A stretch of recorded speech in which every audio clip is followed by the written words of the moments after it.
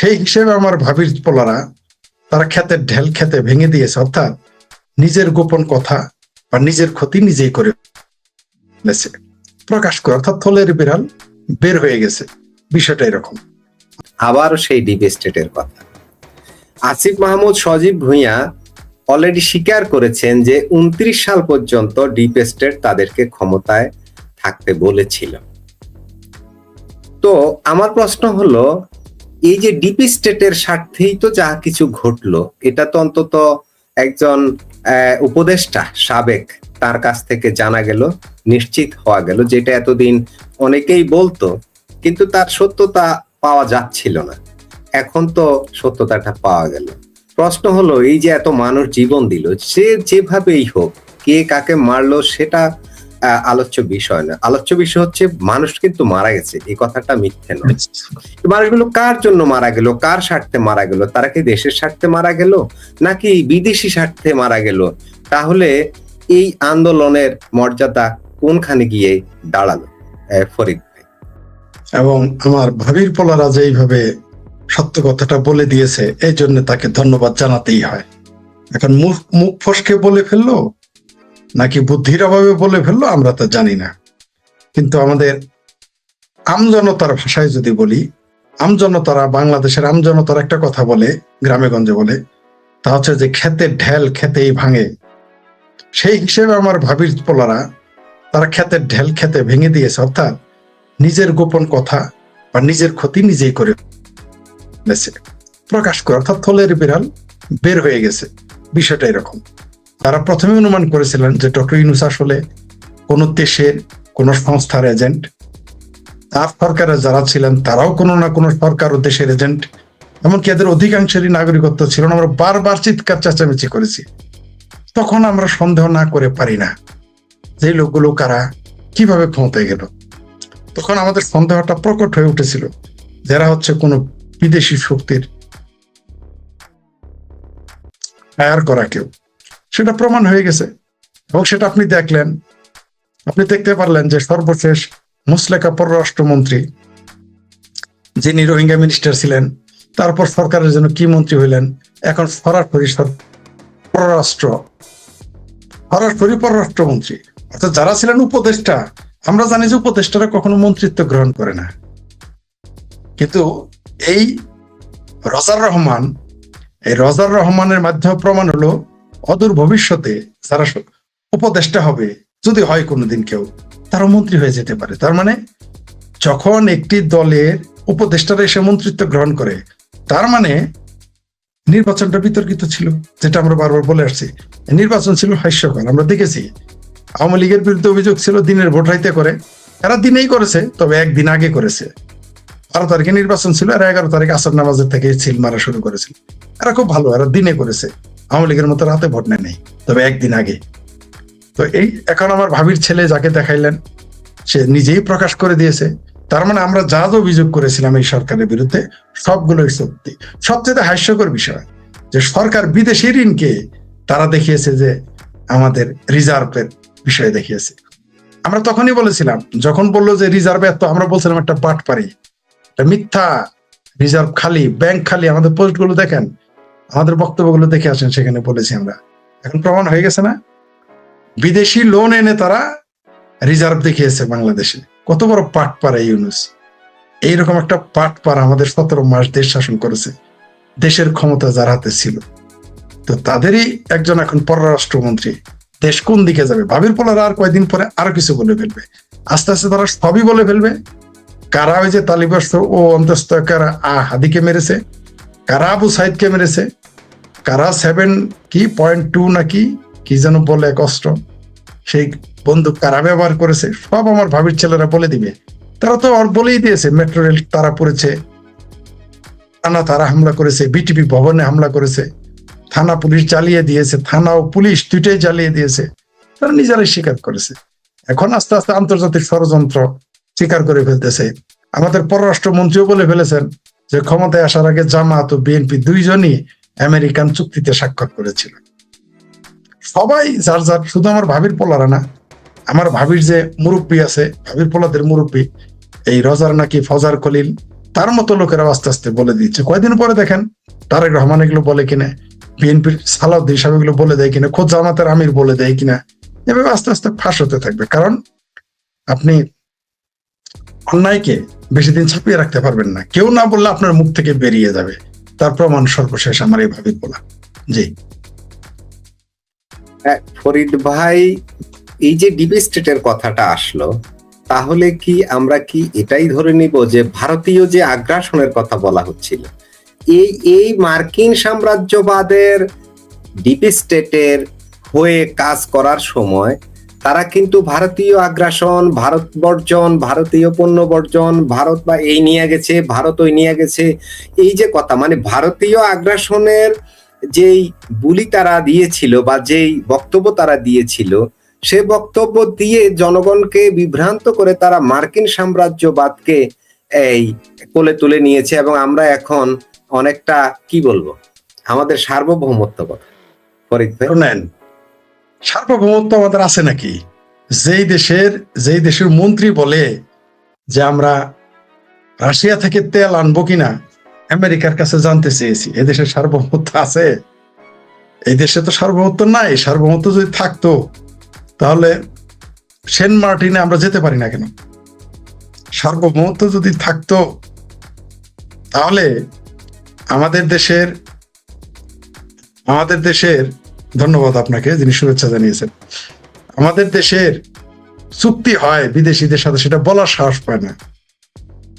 তো এদের সার্বভৌম হয় কিভাবে?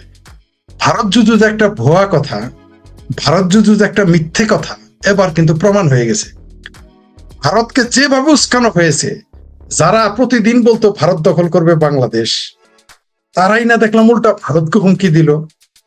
যারা সবসময় বলতো যে এই বাংলাদেশকে একদিন ভারতীয়রা এসে দখল করে নিবে, ভারত সরকার দখল করে নিবে, সেই আবু তাহেরকে না দেখলাম বলতে যে আসো আসো, আমরা দোয়া করতেছি ভারত তুমি আসো। তো যারা ভয়ে থাকে তারা বুঝি কোনোদিন দোয়া করে? মানে ভারত যুদ্ধের ভয়টা যে একটা বাটপারি, একটা প্রতারণা ছিল, একটা বদমাইশি ছিল, সেটা তো এবার প্রমাণ হয়ে গেছে। আরো প্রমাণ হয়ে গেছে যে এটা যে একটা ধোঁকা, এটা অলরেডি কিন্তু হ্যাঁ আপনার কথা একদম, মানে একদম আপনার কথার সাথে আমার সাথে মিলে গেছে। এই যে পাইপলাইনের কথা, ওরা বলছিল এই পাইপলাইনে নাকি বাংলাদেশ থেকে কি কি যেন ভারতে চলে যাচ্ছে, এখন দেখি সেই পাইপলাইনে আজকে মানে আজকের দিনেও 5,000 মেট্রিক টন ডিজেল এসেছে। জি, এখন আমার ভাবির পোলারা কোথায়? এখন ইন্ডিয়া বয়কটি নুরা কোথায়? নুরা তো এখন সরকারের প্রতিমন্ত্রী। ইন্ডিয়া বয়কটের কত স্লোগান, গাল ভরা বলি, তখন তার সহযোগে গাল ফোলাম তারে কত চিৎকার চেঁচামেচি করলো, ইন্ডিয়া বয়কট, ইন্ডিয়া বয়কট।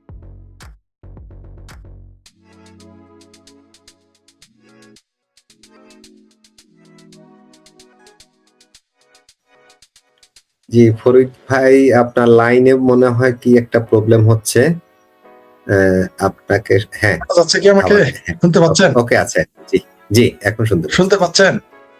হ্যাঁ শুনতে পাচ্ছি। আমার ভাবির পোলারা কত চিৎকার চেঁচামেচি করলো, সারা ঢাকায় Bangladesh India boycott, India boycott, কত স্লোগান দিল। এই যে সরকারের এখন প্রতিমন্ত্রী ভিপি নুরা কত চিৎকার চেঁচামেচি করলো, গাল ফোলাম তারে, কত ইন্ডিয়া বয়কট করলো, কত ভাবির পোলারা ইন্ডিয়া বয়কট করলো। ভাবির চাচা মামা খালুরা পল্টন ময়দানে বইয়ের শাড়ি পরাইলো, বইয়ের ব্লাউজ পরাইলো, বইয়ের খেতা বালিশ পরাইলো, চাদর পরাইলো, যে ইন্ডিয়ান পণ্য বয়কট। সেই সরকার এখন ক্ষমতায়, তার প্রতিমন্ত্রী শামা ওবায়দ কি বলেছে যে ভারতের সাথে তো আমরা তেরিবেরি করে টিকতে পারবো না। এই কথাটা আমিও বলেছিলাম যে ভারতের সাথে সুদূর বুদুর করে টিকা যাবে না। সারা পৃথিবীর সাথে পাঙ্গা নিলে বাংলাদেশ টিকে থাকবে, না খেয়ে একবেলা খেয়ে এলেও টিকে থাকবে। আমেরিকার সাথে যদি পাঙ্গা নেয়, একবেলা 2 বেলা খেয়ে এলেও বাংলাদেশ থাকতে পারবে। মিডল ইস্টের সাথে এবং আমেরিকার সাথে যদি পাঙ্গা নেয়, একবেলা ভাত খেয়ে এলেও বাংলাদেশ টিকে থাকবে। ভারতের সাথে পাঙ্গা নিলে বাংলাদেশ ভাতই পাবে না। বারবার আমি বলে আসছি এই কথাটাই তো এখন পররাষ্ট্র প্রতিমন্ত্রী শামা ওবায়দ বলেন। এই কথাটা আমরা বললেই হয়ে যেতাম ভারতের দালাল। এই কথাগুলো তো আমরাও বলি। এখন কোথায় বিভিন্নরা তো ক্ষমতায়, সে প্রতিমন্ত্রী, এখন চিৎকার চেঁচামেচি কোথায় গেল? এদের লজ্জা নাই, আয় নাই। যে সকালে কি বললে বিকেলে ধরা খাবে এটা মনে করতে পারে না। আর যেটা বললেন ডিপ স্টেট, ভারত জুজুটাকে কাজে লাগিয়ে আওয়ামী লীগ সরকারকে উচ্ছেদ ঘটিয়েছে মৌলবাদীদের নিয়ে। বাংলাদেশের মৌলবাদী শক্তি এবং চিঙ্কু বামদের সেই পুরনো স্লোগান ভারত জুজু, সেটাকে সামনে রেখে এই সরকারের বিরুদ্ধে কাজ করেছে, মুক্তিযুদ্ধের বিরুদ্ধে কাজ করেছে। বাংলাদেশে মুক্তিযুদ্ধ বিরোধী শক্তিটাকে শতভাগ কাজে খাটিয়েছে ডিপ স্টেট, কাজে খাটিয়ে একটি সরকারকে তারা উচ্ছেদ করেছে। শেখ হাসিনাকে উচ্ছেদ করা শুধু শেখ হাসিনাকে উচ্ছেদ করা ছিল না, শেখ হাসিনার সরকারকে ফেলে দেওয়া শুধুমাত্র মুক্তিযুদ্ধের স্মারক, মুক্তিযুদ্ধের চিহ্ন, মুক্তিযুদ্ধের চেতনাকে ধ্বংস করার উদ্দেশ্য ছিল না।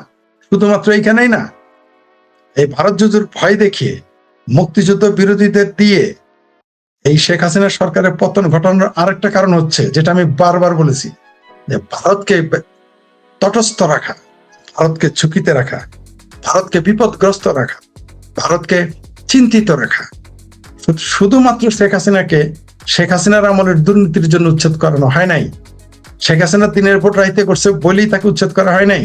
তাকে উচ্ছেদ করার বহুবিধ কারণ ছিল। যারা তাকে উচ্ছেদ করিয়েছেন তাদের এখানে বিনিয়োগের স্বার্থ ছিল, তারা বিনিয়োগ, এখানে তাদের ব্যবসা হচ্ছিল না, এটা একটা কারণ।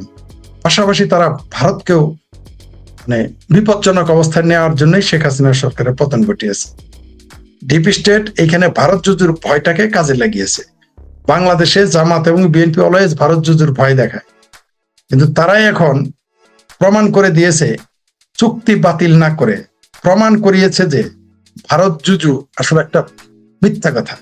শেখ হাসিনার যখন একবার নির্বাচনে খালেদা জিয়া বলেছিলেন যে আওয়ামী লীগ ক্ষমতায় আসলে মসজিদে উলুধ্বনি, মসজিদে উলুধ্বনি শোনা যাবে। আমরা সেই কথা ভুলি নাই, কিন্তু আমরা কি দেখলাম? আওয়ামী লীগ ক্ষমতায় এসে 560টি মসজিদ বানিয়েছে। মসজিদে তো উলুধ্বনি শোনাই যায় নাই, বরং বাংলাদেশে উলুধ্বনি কমে গিয়েছিল, আমি তার সাক্ষী।